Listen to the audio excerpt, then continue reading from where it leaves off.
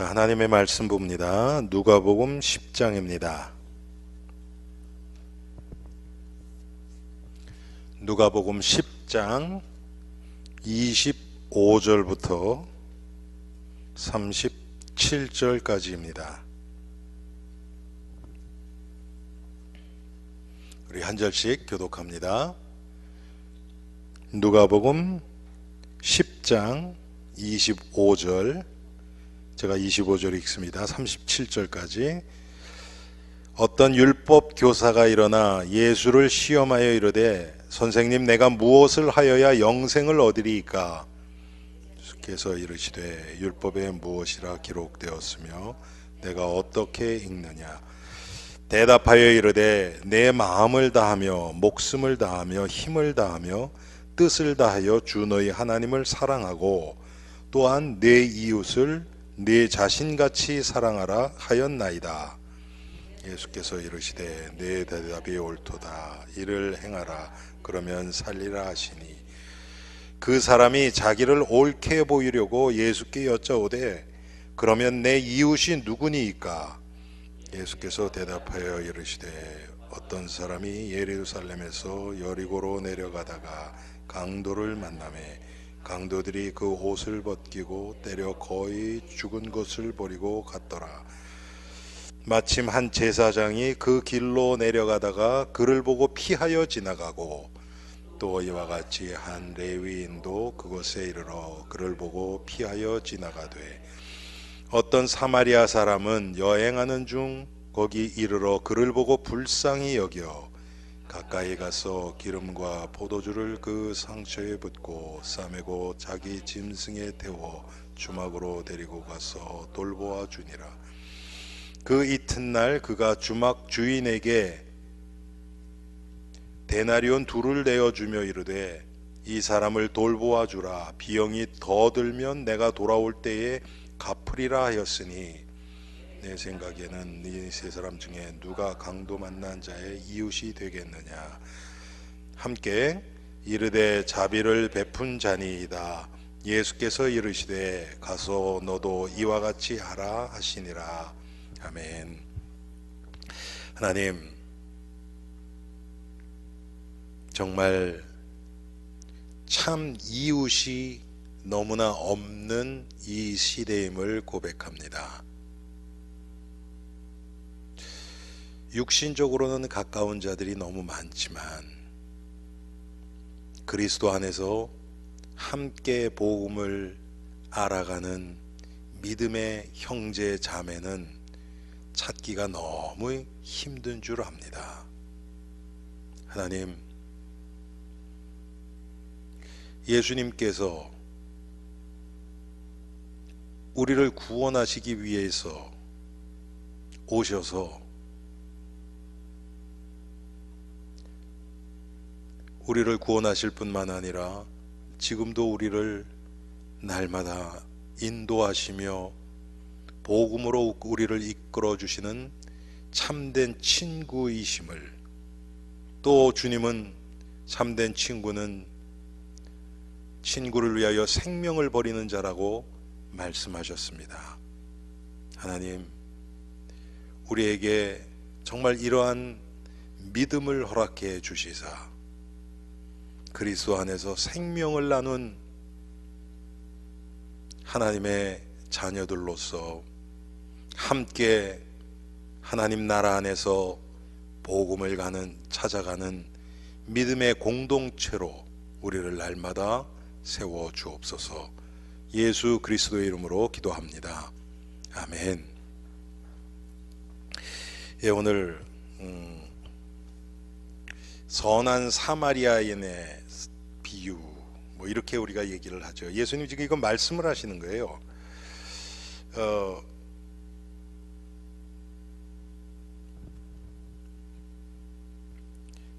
지금 율법 교사가 이 이야기가 어디서부터 시작됐냐 하면 율법 교사가 예수님을 시험하기 위해서 왔단 말이에요. 다른 성경 구절을 보면 여기서는 시험하러 왔는데 뭐라고 시험 얘기를 하냐면, 선생님 내가 무엇을 하여야 영생을 얻으리이까. 성경에 보면 예수님을 시험한 장면들이 여러 번 나옵니다. 현장에서 가늠하다 잡힌 여인을 데리고 와서 모세의 율법에는 이런 자는 돌로 치라고 했는데 당신은 뭐라고 얘기합니까? 그것도 시험이었고요. 여러 가지가 있습니다. 그런데 여기서는 내가 무엇을 하여야 영생을 얻으리이까. 어떻게 보면 가장 중요한 질문을 해요. 근데 이게 시험이에요.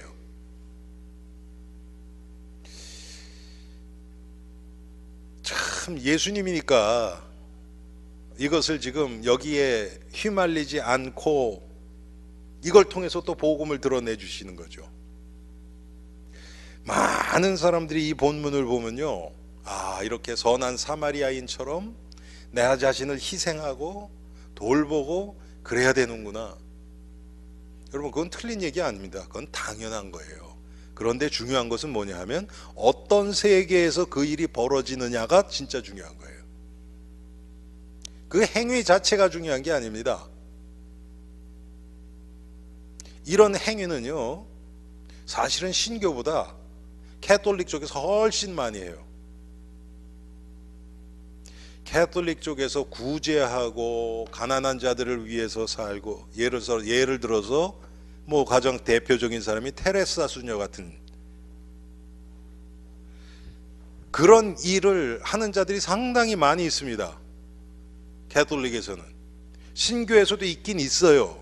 그런데 그렇게 많지 않아요. 더 중요한 것은 뭐냐면 복음 안에서 하는 자들은 너무 적은 거예요. 그리고 이게 복음 안에서 되어지지 않으면 반드시 한계가 오고요, 아니면 자기가 높아집니다. 참, 그런 면에서 보면요, 테레사 수녀는 보통 사람이 아니에요.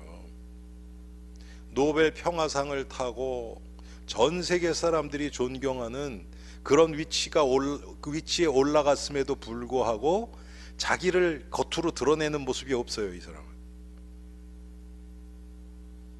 참 대단한 사람이죠. 근데 정말 그분을 하나님이 기뻐 하셨을까? 그거에 대해서는 저도 확답을 못 하겠어요.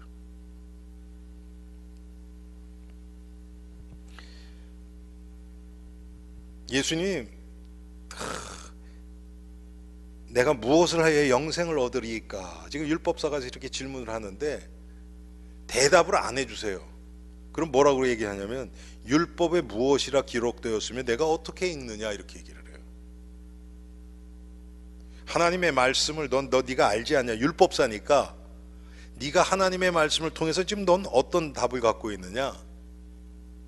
그랬더니 이 사람이 내 마음을 다하며 목숨을 다하며 힘을 다하며 뜻을 다하여 주 너희 하나님을 사랑하고 또한 내 이웃을 내 자신과 같이 사랑하라 하였나이다.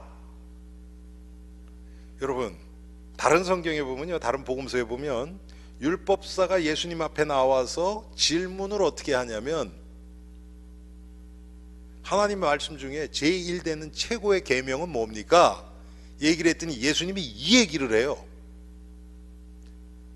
이 얘기를 한다니까 가장 큰 계명이 뭐냐 그랬더니 내 마음을 다하고 목숨을 다하고 힘을 다하고 뜻을 다하여 주 너희 하나님을 사랑하고, 두 번째는 이와 같으니 내 이웃을 내 몸과 같이 사랑하라. 지금 그것을 이 율법사가 예수님이 가장 큰 계명이라고 한 대답을 지금 그대로 하고 있는 거예요. 이 내용으로만 보면 이 율법사가 얼마나 영적으로 깨어있는 자입니까? 예수님의 대답을 그대로 하니까. 그런데 아마 오늘 이거 시험하러 왔잖아요, 이 사람이. 이런 거로 봤을 때는 분명히 그 이전에 와서 질문을 했던 율법사에게 얘기를 들었던 것 같아요. 이해되세요? 무슨 얘기인지? 예수님이 그렇게 대답을 하셨단 말이에요. 그랬더니 그거를 탁 정답을 얘기를 한 거예요.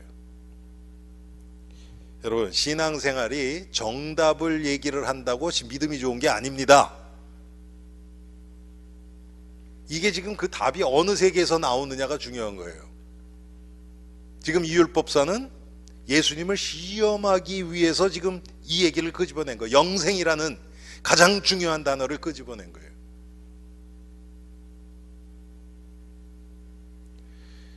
여러분, 십자가 부활 얘기한다고 다 복음입니까? 그렇지 않아요. 얼마든지 지식적으로도 얘기할 수 있어요.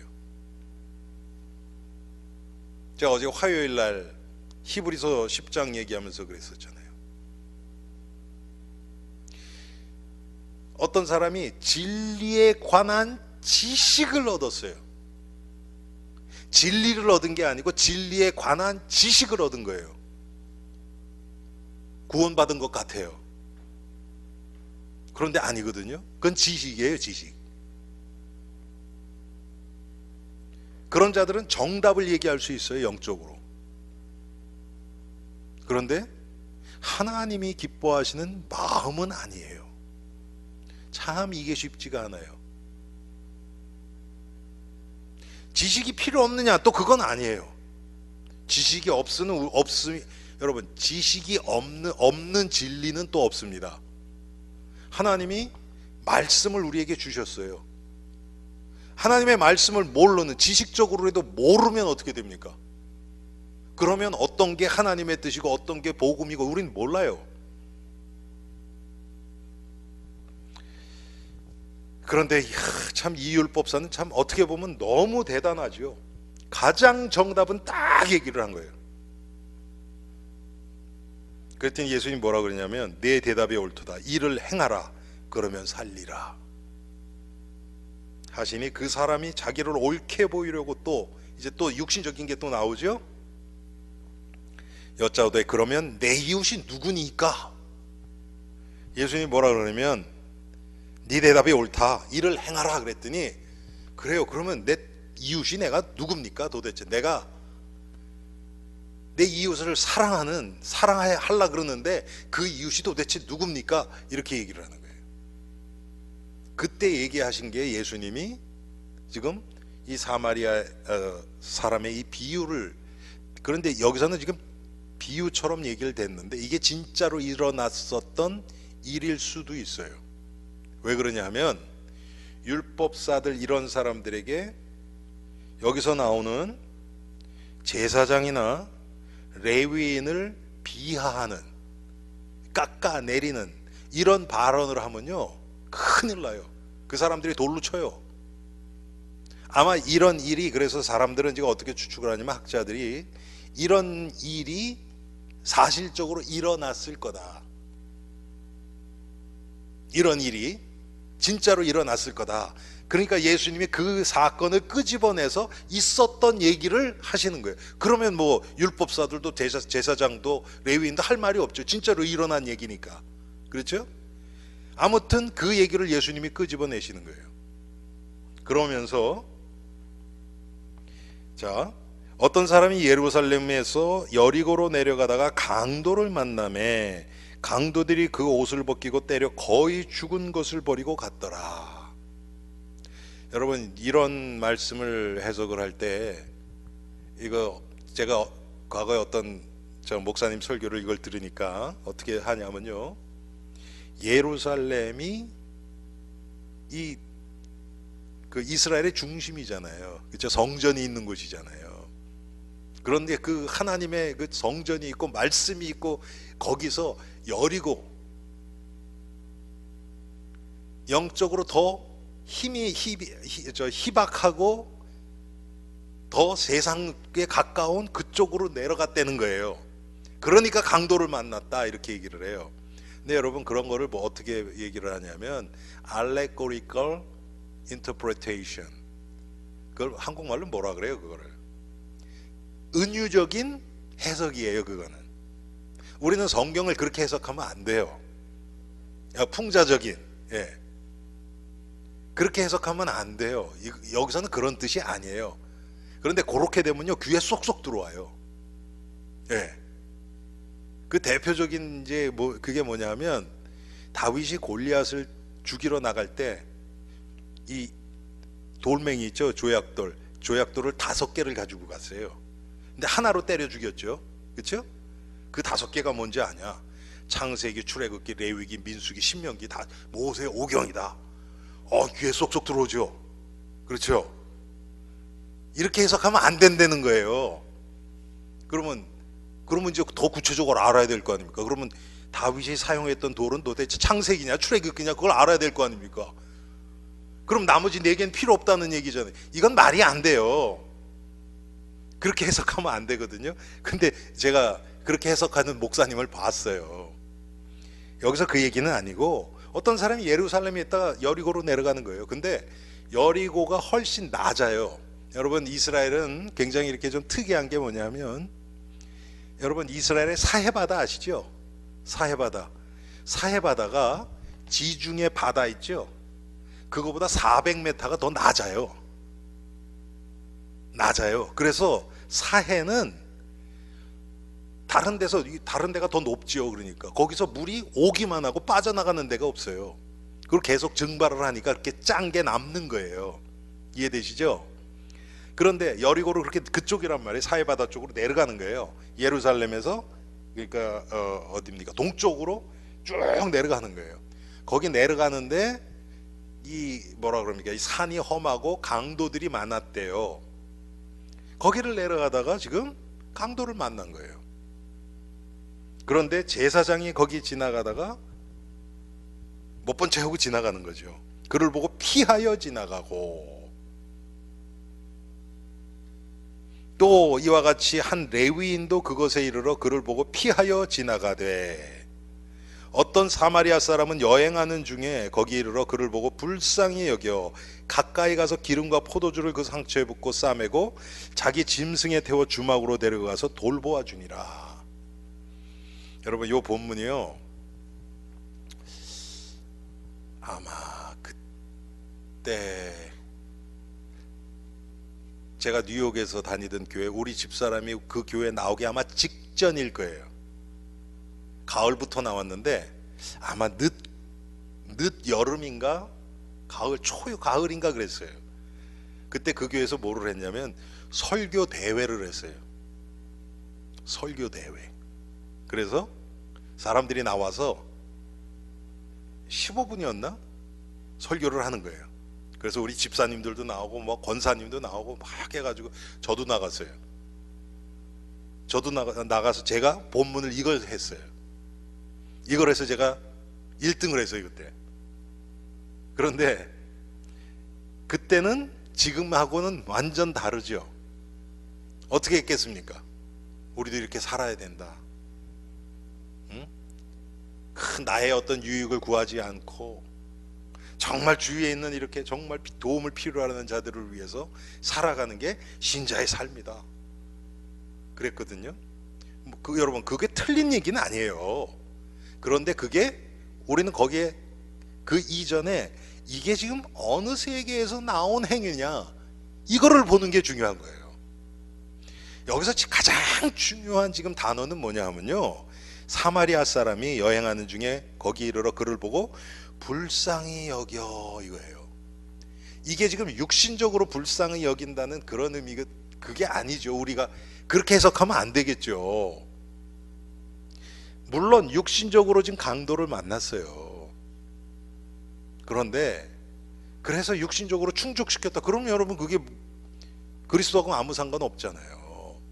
그 얘기가 아니거든요. 지금 이 사마리아인 사람에게는 한 번 도와준으로 끝나는 그런 마음이 아니에요. 성경에 이 사람이 예수를 믿었느냐, 하나님을 얼마나 신실하게 섬겼느냐, 이런 얘기 아무것도 안 나와요. 그런데 우리가 추측할 수 있는 건 뭐냐면, 적어도 제사장하고 레위인은 하나님의 존재를 알아요. 하나님의 말씀도 알아요. 그렇죠? 그런데 이런 사건 앞에서는 지금 피해 도망가는 거예요. 가짜 믿음은 지금 여기 나와요. 지금 이 사마리아인이 성경 이 본문만 가지고 보면요, 그렇게 써 있질 않아요. 그런데 한 가지는 뭐냐면, 예수님이 이 사람을 그 강도 만난 자의 진정한 이웃이라고 얘기한 거 보면 지금 하나님이 기뻐하시는 의가 이 사람을 통해서 나왔다고 우리가 짐작은 할 수 있어요. 그런데 거기에다 초점을 맞추기보다도 저는 그거는 지금 확실하지 않기 때문에, 성경은 확실하지 않은 것은 그걸 계속해서 파고들어서 이걸 확실하게 만들다고 되는 게 아니에요. 성경이 확실하게 안 하고 그냥 있으면 우리는 거기서 끝나야 돼요. 확실한 것을 자꾸 찾아가야 돼요. 여기서 지금 더 확실한 건 뭐냐면, 제사장과 레위인이 분명히 하나님의 존재도 알고 다 하나님의 말씀도 아는데도 지금 이 사람을 묵인하고 지금 지나간 거예요. 우리가 이렇게가 쉽다는 얘기예요. 특별히 예수님이 지금 누구에게 이 얘기를 합니까? 이 율법 교사한테 얘기하거든요. 예수님이 지금 이 율법 교사한테 뭐라고 얘기를 한 거예요? 정답을 딱 얘기했잖아요. 네가 마음을 다하고 뜻을 다하고 정성을 다하고 다 해서 하나님을 사랑하고 그 다음에 내 이웃을 내 자신같이 사랑하였나이다. 그때 예수님이 지금 하신 말씀이 뭐냐면, 네 대답이 옳도다. 이를 행하라. 그러면 살리라. 이를 행하라. 여러분, 여기서 지금 행위를 예수님이 얘기하는 겁니까? 그 하나님이 기뻐하시는 그 행위가 나올 수 없는 이 사람의 지금 마음 상태를 예수님이 보고 말씀하시는 거 아닙니까? 그렇죠? 그 얘기는 뭐냐면, 지금 네 마음 상태가 이 얘기에 나오는 제사장이나 레위인이나 뭐가 다르냐, 지금 그걸 얘기를 하시는 거예요. 예수님 뭐라 그래요? 너희 행위가 바리새인보다 낫지 않으면 하나님의 나라에 결단코 들어가지 못한다 그랬어요. 여러분, 이게 또 그러면 우리가 바리새인하고 행위의 기준 가지고 경쟁을 해야 되는 겁니까? 비교를 해야 되는 겁니까? 아니에요. 우리는 그런 육신적인 경쟁 가운데서 비교해서는 그 사람들 못 따라가요. 일주일에 이틀씩 여러분 금식할 수 있어요? 시장에 서서 기도할 수 있어요, 여러분? 사람 다 보는 데서? 그 사람들 구제도 많이 했습니다. 여러분, 바리새인은요 아주 검소하고 정말 자기를 위해서 사는 사람들이 아니에요. 윤리도덕적으로는 깨끗한 사람들입니다. 그건 못 따라가요, 우리는. 그런데 그 사람들의 행위는 예수님 뭐라고 그러셨어요? 회칠한 무덤 같대요. 겉은 하얗게 해서 멀리서 보면요 깨끗해, 하얘니까. 그런데 그 안에는 시체가 썩고 있어요. 썩는 냄새가 나요. 오늘 아침에 새벽기도 끝나고, 오늘이었죠? 돌아가는데 66번 여기 1, 2, 3이 들어갔는데 갑자기 무슨 시체 썩는 냄새가 나는 거예요, 차에서. 그래서 저도 그런 적이 없었거든요. 이게 뭐야 도대체. 그래서 창문을 열었더니 밖에서 나요. 그런데 보통 그렇게 되면 한 half 마일이나 지나가고 창문 열면 없어지거든요. 50번 넘어갔는데도 나는 거야. 이상하더라고. 왜 그런지 모르겠어요, 아직도. 근데 막 그런 썩는 냄새가 난단 말이에요. 여러분, 우리가 지금 만들어내는, 예를 들어서 다른 사람에게 우리가 미소를 짓는 그 안에, 우리 안에는 썩는 게 얼마나 많이 있습니까? 겉으로는 어떻게 이렇게 인상이 좋으세요? 그러면서 속으로는 이 더러운 놈. 우리 그럴 때 많거든요. 근데 겉으로는 뭐 하고 다 해요. 근데 안에는 완전 또 다르거든요. 지금 이게 우리 얘기란 말이에요. 제사장이나 레위인이 여러분 이 사건을 누구에 가서 입이라도 뻥끗하겠습니까? 내가 오는데 말이야, 어떤 사람이 강도 만나서 그랬는데. 여러분, 우리처럼 계속해서 하나님이 우리 죄를 드러내는 은혜를 주시는 자들은 그런 걸 얘기할 수 있죠. 우리가 교회 오는데 예를 들어서 이런 사람이 있는 거예요. 꼭 도움이 있는데 내가 그냥 주저주저하고 귀찮고 괜히 이런데 인발브 되고 이렇게 막 끼어들고 그러니까 귀찮으니까 그냥 싹 모른 척하고 왔어요. 그런데 교회 와서 보니까 그게 마음에 걸려요. 예배를 드리는데 또 하나님 말씀이 또 그걸 지적을 하네. 그러면 우리 끝나고서 밑에 내려서 또 포럼 하는데 누가 그런 얘기 하면은 나도 사실 오늘 이런 얘기 있었는데 이랬다고 우리 얘기할 수 있죠. 우리 교회 분위기 같으면 조금 얘기할 거예요. 그런데 제사장이나 레위인 같은 자들이 그런 얘기 했을까요? 안 하죠. 절대로. 있어도 없는 것처럼. 만약에 보세요, 제사장하고 레위인하고 바로 제사장 지나가고 보이는 거리에서 레위인도 지나갔다. 그러고서 둘이서 같이 여행을 한대. 그러면 서로 말은 안 해도 이거는 절대로 다른 사람한테 얘기하면 안 된다, 그러지 않았겠어요 여러분? 이 세상이 지금 그렇게 돌아가지 않습니까? 얼마나 여러분 자기랑 비슷한 사람, 뭔가 서로 이익된다고 하는 사람들끼리는 딱 결탁해서, 예? 자기에게 유익한 거, 이익되는 것만 얘기하고 그렇지 않은 건 싹 감추고. 여러분 정치판 보세요. 뭐 비즈니스는 안 그렇습니까? 예? 전부 그렇게 하고 있는데, 조금 아까 우리 권사님하고도 얘기했는데, 미국도 보니까 뭐 이런 기관 뭐 여기도 그렇고 저기다 그렇고 돈 찔러주면 다 안 될 것도 되고. 아이고 참, 그게 공공연하게 지금 일어나고 있단 말이에요. 여러분 인간 사회는 정도 차이지 다 똑같아요.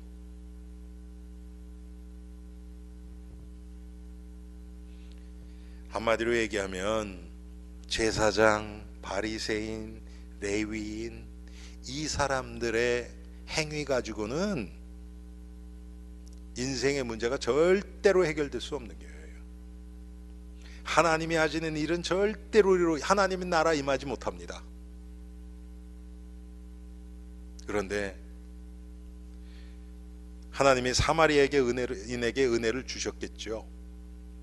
여러분 사마리아인은 제사장이나 레위인만큼 하나님의 말씀을 접할 기회가 훨씬 적은 사람들입니다.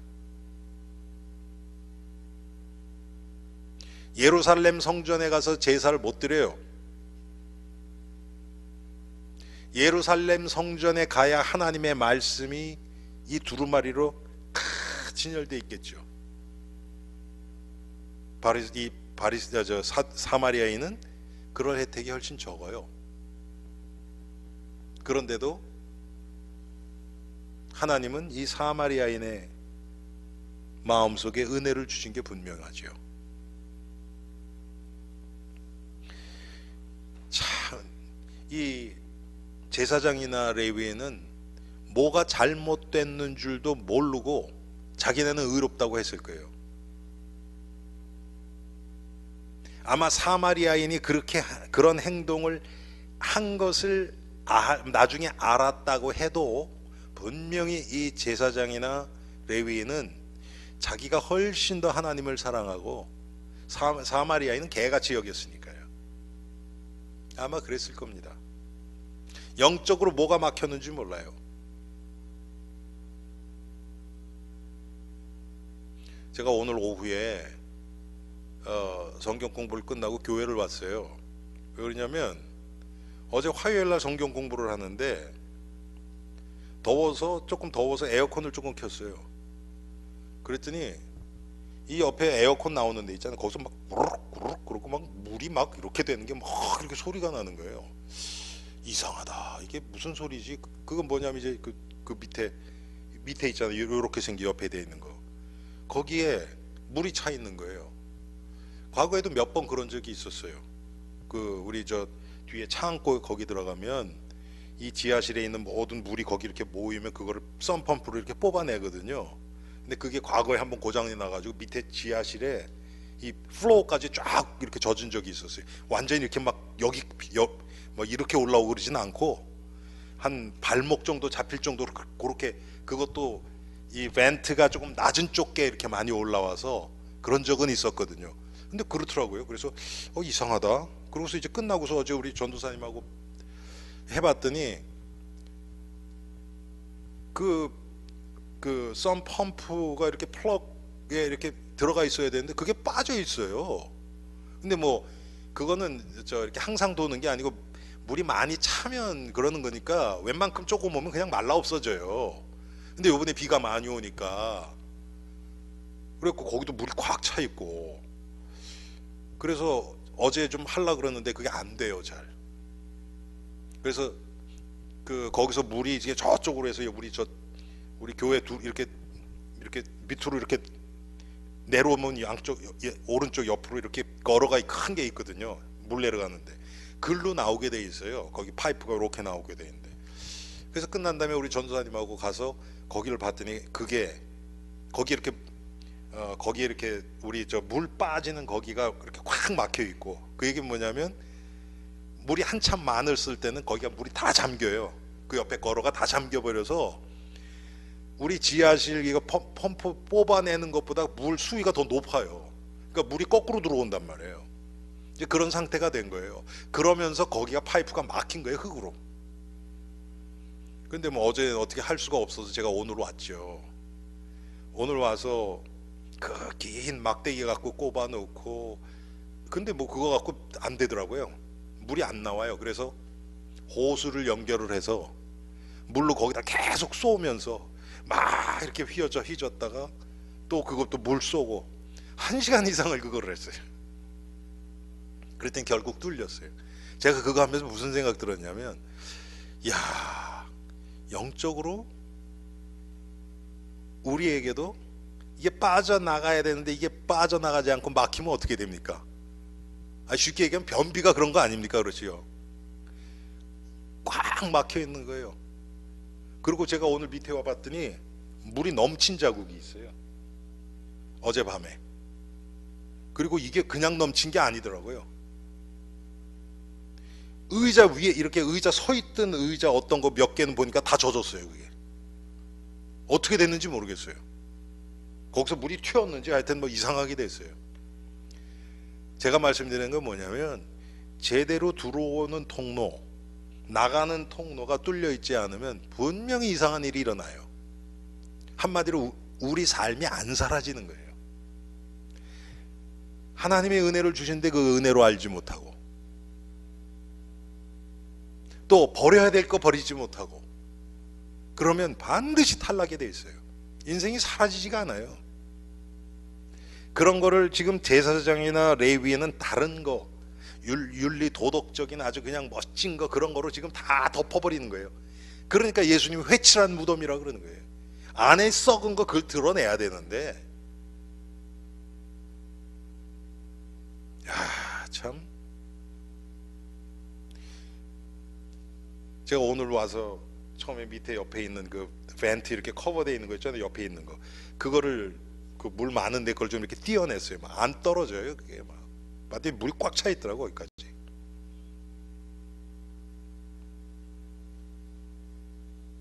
야, 참. 제가 오늘 그거 보면서, 야, 내 속도 이렇게 했구나. 내 속도 이렇게 했구나.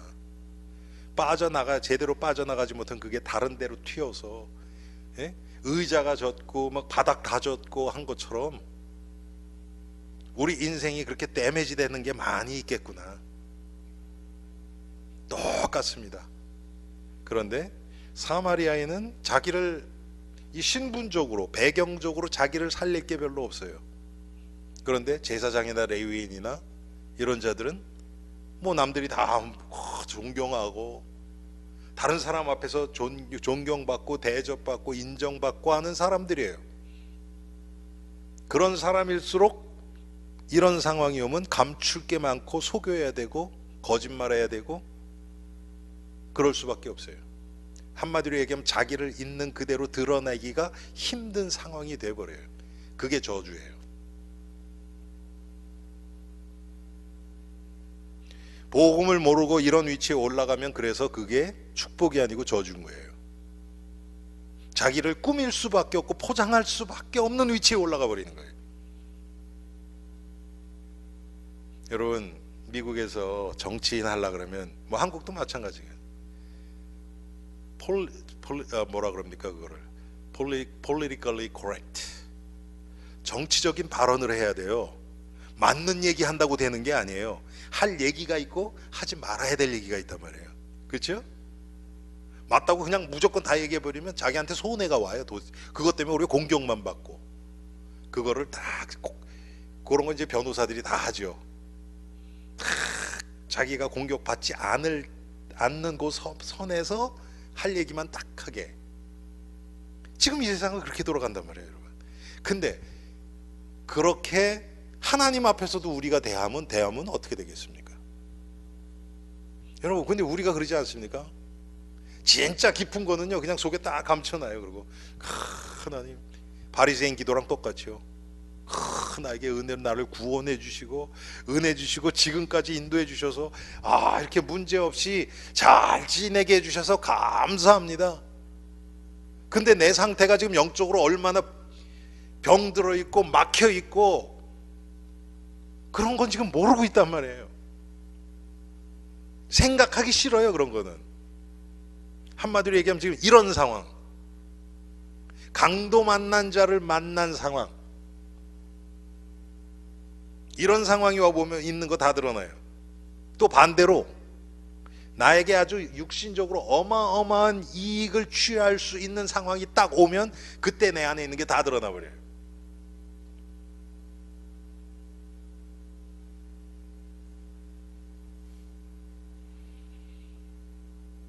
제가 언젠가도 말씀드렸지만 지금 어디라고 그러더라고요. 보니까 또 그 로또 그 값이 어마어마하게 올라갔더라고요. 그 로또 이기는 사람들, 그러니까 제가 얘기하는 건 뭐 몇 등 해서 뭐 몇십만 불 따고 이런 거 말고 막 몇 백만 불, 몇 천만 불 막 이렇게 올라가잖아요, 그렇죠? 막 그런 사람들 중에 거의 대부분이 로또 당첨되기 전보다 훨씬 안 좋게 돼버리거든요. 그런데 가끔 보면 그렇지 않은 사람들이 있어요. 그거 로또 돈 그냥 넣어놓고 자기는 과거랑 똑같이 살아가요. 어떻게 그렇게 사는지 모르겠어요. 야, 참 대단하죠. 그런 사람들이 있더라고. 그런 사람들은 뭐 영향이 없죠.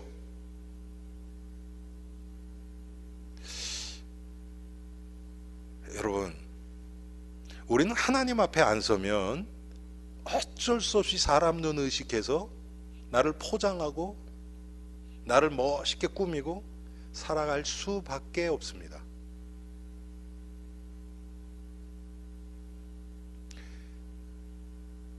하나님 앞에 있으면 괜찮아요. 하나님 앞에 서면요, 우리가 지금까지 막 고민하고 감추고 싶고 막 그런 상처들, 아니면 무슨 어떤 어렸을 때부터 내가 다른 사람 앞에서 이렇게 감추고 싶어 어떤 열등의식이나 무슨 그런 조건들이 있잖아요. 사실은 그거 아무것도 아니거든요. 제가 통계를 봤더니요, 사람들이 이렇게 우울증에 빠지고 또 그런 어떤 그 뭐랄까 그 컴플렉스에 잡혀서 뭐 때문에 예를 들어서 얼굴이 너무 못생겼다, 얼굴이 너무 못생겼다고 생각하는 그 사람이 그 생각에 잡혀 있으면 다른 사람도 그렇게 봐요. 그런데 그렇게 뭐 매력적인 얼굴 아니고, 그런데 정말 하나님이 이 얼굴 주셨어. 그리고 당당하게 살아가잖아요. 그러면 아무도 그 사람 얼굴 때문에 그 사람 무시 못합니다. 오히려 그게 장점으로 바뀌어요. 왜 그렇습니까? 하나님이 주신 게 나에겐 최고의 것 아닙니까? 아멘? 나에게 가장 맞기 때문에 주신 거잖아요. 얼굴만 그렇습니까? 나의 배경, 우리가 한국 사람으로 태어난 것,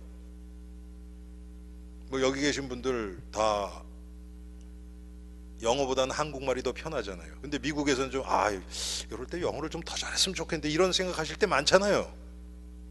하나님 그거 모르고 우리 한국에서 태어나게 하셨겠습니까? 그런 거 아니거든요. 우리가 그게 확 딱 믿어지면 발음이 좀 이 미국 사람들처럼 못해도, 예? 표현력이 좀 짧아도 당당하게 얘기할 수 있어요. 그럼 미국 사람 우리는 무시 못합니다. 그런데 벌써 앞에 가면 스스로 주눅 들어가지고 시작도 하기 전에 그렇게 돼버려요. 그럼 뭐, 이거 뭐야 이거. 여러분 그게 죄라고 생각 안 들죠? 잘. 뭐 늦게 왔으니까 내가 영어 못하는, 그래서 그러는 건데 뭐. 아니에요. 늦게 와서 영어 못하는 게 죄가 아니고 하나님이 주신 그 환경과 그 상황을 나의 불신앙 때문에 스스로를 제한해 버리는 것, 그게 죄죠.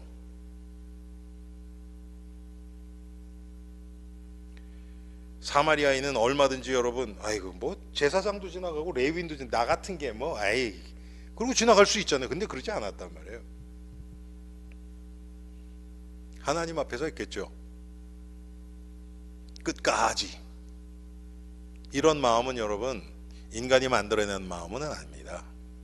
하나님이 은혜를 주셨겠죠. 하나님이 은혜를 주셨고 그런 마음을 주셨는데 이 사람은 그 하나님 주신 마음에 순종했어요. 그냥 이런 것들을 하나님이 이렇게 다 하게 하셨다 이렇게 돼버리면 우리의 책임은 아무것도 없어져요. 그럼 우린 로봇처럼 돼버려요. 그건 성경의 가르침이 아니에요. 하나님이 그런 마음을 주셨어요. 거기에 순종한 거예요.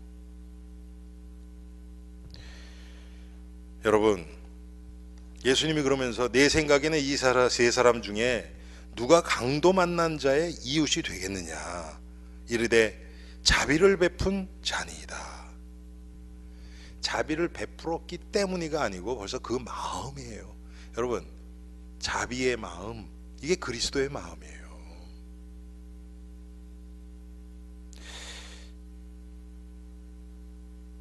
참 오늘 저 메릴랜드 성경 공부 갔는데 거기 어떤 분이 미국 교회를 다니시는데 그 얘기를 하는 거예요. 지난주에 그 큰 교회, 몇천 명 다니는 교회, 굉장히 큰 교회인데 예배를 드리는데 자기 앞에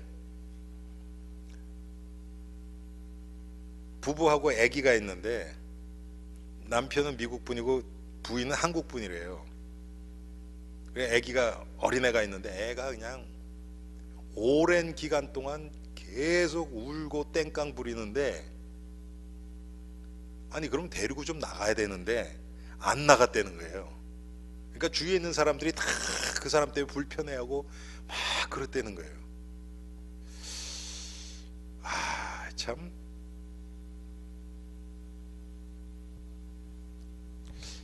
그래서 제가 이제 물론 그렇게 안 하고 알아서, 그러니까 나중에 이제 아빠가 한참 지난 다음에 데리고 나갔다 그러더라고요.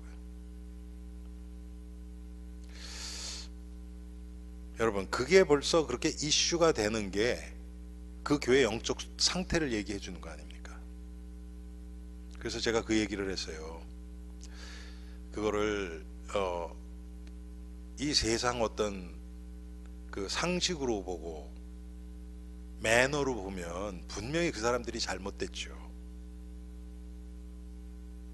그런데 영적인 상태에서, 영적인 세계에서 보면 그 사람만 나무랄 수는 없습니다. 제가 그렇게 얘기를 했어요. 그럼 주위에 있는 사람들은 뭐 하고 있었습니까? 다 아유 저거 왜 안 데리고 나가, 이 생각 이것만 하고 있었거든요. 그 아이가 무슨 얘기가 뭐가 있는지, 엄마는 왜 아이를 그거 우는 거 바로 옆에서 아는데도 안 데리고 나가는 그 영적인 상태가 왜 그런 게 있는지, 그러면서 정말 그 사람들을 불쌍히 여기는 마음으로 기도하면서 그렇게 있는 사람이 몇 명이나 됐을까? 제가 그 얘기를 했어요. 우리는 나타난 결과 가지고 이게 맞다 틀리다 이렇게 하고 있거든요. 뭐 과거에 우리 그런 얘기 많이 했지만 영적으로 정말 시달리는 사람은요, 말씀 안 들으면 죽어요. 자기는, 그 사람들은 영적으로 아주 시달리는 그런 사람은 영적으로 예민해요. 그런 사람은 주일날 한번 빠진 것하고 와서 예배 성공한 것하고는요 하늘 땅 차이예요. 그러니까 뭐 누가 뭐라 그래도 앞에서 그냥 막 다른 사람 막 자리 비껴가면서 밀어가면서 말씀 듣겠다고 와서 있는 거예요. 지금은 그렇게 쉽게 얘기하면 중환자예요. 일단 나아야 그 아주 심한 그 병에서 어느 정도 나아야 다른 사람도 배려할 마음이 생기고 참아도 주고 하죠. 우리는 그런 걸 그렇게 못 본단 말이에요. 그러니까 그냥 일률적으로 쭉 하는 거예요. 제가 내일 또 이제 우리 목요일 날 거기 가는데, 거기 한 분은 자기 집에 아이들이 오면 다 틀어놓고 막 그러잖아요. 그러니까 딱 초청할 때 딱 얘기를 한대. 몇 살 이하 아이들은 못 옵니다. 그렇게 해서 탁 하니까 그냥 깨끗하게 탁 하고 가는 거예요. 이제 서로 얼굴 붉히는 일이 없이. 여러분, 그런 거를 이 세상에선 지혜라 그래요. 그래서 제가 저번에 갔을 때 그 얘기를 했어요. 그래요, 지금 수준에선 그게 맞을 수도 있어요. 그런데 예수님이 그렇게 하셨을까요? 예수님이 말씀을 가르치는데 아이들이 자꾸 와요. 그랬더니 제자들이 아이들 오는 걸 저지를 한단 말이에요. 그랬더니 어린 아이들이 내게 오는 걸 금하지 말라. 하나님의 나라가 이런 자의 것이니라. 오히려 그래가지고 아이를 안고 예수님 그러셨단 말이에요. 그래서 자매님, 지금 상태에서 그런 거 이해합니다. 그런데 지금 문제가 안 일어난다고 괜찮다 이렇게 있으면 그건 하나님이 기뻐하시는 게 아닙니다. 우리가 더 예수님을 닮아가서, 자매님의 아이들이 와서 다 뒤집어 놓고 가도 그것 때문에 마음 상하지 않고 그것 때문에 감사하고 그럴 수 있는 사람이 되는 걸 하나님이 원하십니다. 이렇게 얘기를 했어요. 그랬더니 야, 언젠가 하나님이 그렇게 해주시겠죠 그러시더라고요. 여러분, 우리는 딱 선을 딱 거버리면 쉬워요. 그렇죠? 우리 집에 아이들은 보다. 그럼 쉬워요. 그러면 그런 사람만 와요. 그렇죠? 얼마나 그러면 삶이 이렇게 제한적입니까? 그리고 아이 있는 집은 그 사람은 절대로 전도 못해요. 사실은 문제 있는 사람들을 품으면 그게 훨씬 더 큰 복음에 유익하거든요. 문제가 전혀 없고 나랑 비슷한 사람, 기준이 비슷한 사람만 있으면요 아주 괜찮아요. 뭐 식성도 비슷하고 취미도 비슷하고 대화나 무슨 생각도 비슷해서 하면 막 말이 막 통하고 그런 사람들끼리 딱 모아놓으면요 문제 잘 안 일어나요. 그게 하나님이 기뻐하시는 겁니까? 교회는 그렇게 되면 죽어요. 그래서 여러분, 특별히 이제 보면 대학교회들이 있어요. 대학교회들 다 대학생들이에요. 그런 교회가 온전한 교회가 되기가 쉽지가 않아요. 왜? 나랑 다른 게 없어. 나를 죽여주는 게 없어. 여러분 아시잖아요. 나랑 좀 다르고 그래야 내 죄가 드러날 수 있는 기회가 있는데 그런 게 없어. 또 대학생들이니까 얼마나 또 요즘 애들 또 논리적입니까? 논리로 기준만 딱딱딱딱 맞춰 놓으면 잘 들어가요. 여러분, 그게 교회입니까? 회사입니까? 교회는 그런 데가 아니에요. 아마 제사장이나 레위에는 그런 데 잘 돼 있었을 겁니다. 율법의 담 딱 이렇게 율법의 틀을 딱 만들어 놓고 그 안에서 생명은 싹 없고, 그런데 사마리아에는 뭐 율법의 틀이고 뭐고 없어요. 이 사람은 뭐 유대인들이 다 개처럼 취급하는 사람인데요. 뭐 어쩌면 그래서 하나님의 은혜를 더 받았을 수도 있죠. 그러니까 뭐라 그럽니까? 저 과부 사정을 호레비가 한다고 그렇게 눌리고 배척받고 그랬던 사람이니까 이런 강도 만난 사람이 있을 때 동질감을 느꼈을 수도 있고, 나라도 이 사람 해줘야지. 아마 그게 어쩌면 더 이 사람에게 더 영적으로 이 복음을 깨달아갔는데 유익하게 됐겠죠. 예수님이 자비를 베푼 자니이다. 예수께서 이르시되 가서 너도 이와 같이 하라 하시니라.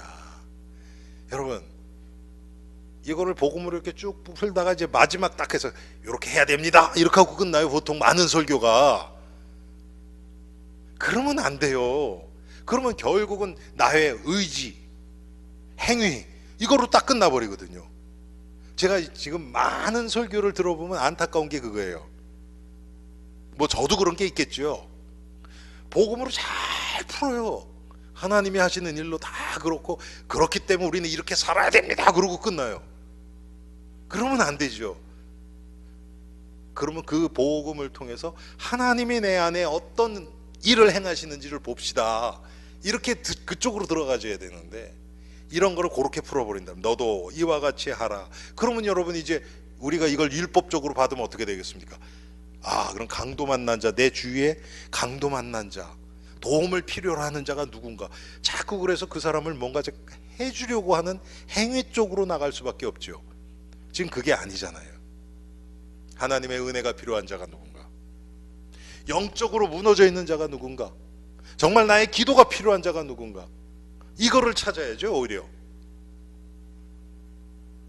그런데 자꾸 뭘, 오늘도 저 메릴랜드에 가서 거기 한 분이 누구한테 뭘 이렇게 해주려고 하는데 그거 다 상처로 돌아오고 막 욕만 먹고 막 이렇게 되는 거예요. 그래서 목사님 이럴 때 어떻게 해요? 그래서 제가 무슨 얘기를 해줄 수는 있지만 제가 안 하겠습니다 그랬어요. 왜 그렇습니까? 그러면 계속 저한테 질문할 겁니다. 이럴 때는 어떻게 해요 목사님? 이럴 때는 어떻게 해요? 그게 아니잖아요. 그 상황에서 그 사람에게 또 당신에게 복음이 유익한 쪽으로 당신이 기도하면서 인도받으세요 그랬어요.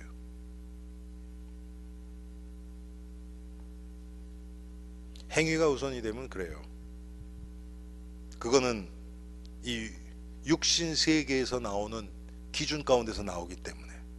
그런데 하나님이 우리를 구원하시는 그 구원의 은혜, 여기서 여러분 27절에 내 마음을 다하며 목숨을 다하며 힘을 다하며 뜻을 다하여 주 너희 하나님을 사랑하고 또한 내 이웃을 내 자신같이 사랑하라. 이게 가장 큰 계명이라고 예수님이 친히 말씀을 하셨거든요. 어떤 게 하나님의 영광, 하나님께 영광되고 형제를 사랑하고 형제에게 복음이 흘러 들어갈 수 있는 길인가? 우리가 그 기준으로 본다면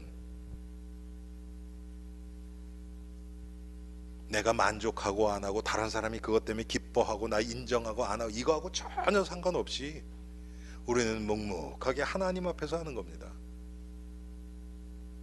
그럴 때 하나님이 우리를 통해서 어떤 결과를 내리실지 우리는 몰라요. 그러면 하나님이 이제 우리를 축복하셔서 뭐 우리가 가는 곳마다 막 문이 열리고 막 우린 또 그것도 바라거든요. 그것도 육신적인 세계 안에서. 그거 아니에요. 한 가지 분명한 것은 뭐냐면 하나님과 내가 통하면 하나님의 뜻 중심으로 복음 중심으로 내가 바뀌어지면 내 인생이 사라져요. 그 얘기는 뭐냐면 뭐가 잘 된다는 의미가 아니고 영적인 갈등이 점점 없어져요. 영적으로는 더 갈급해져요. 더 그리스도를 알고 싶어하고. 그렇지만 그런 은혜는 더 사모하게 되는데 풀리지 않는 거, 막 갈등 때문에 막 괴로워하는 거, 이런 거는 점점 사라져요.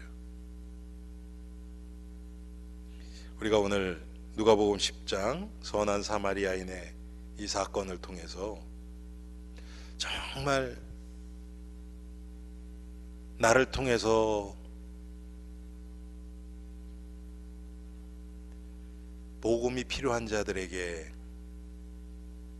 복음을 증거할 수 있는, 또 나의 기도가 필요한 자들, 영적으로 나의 도움이 필요하고 돌봄이 필요한 자들은 누군가?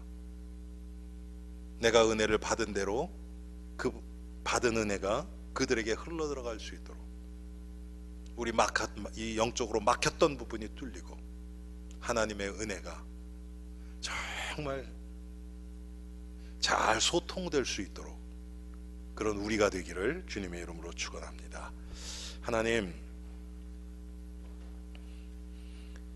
정말 이 시대는 너무나 사람들이 자기중심적이어서 은혜를 나누는 것조차도 부담스러워하고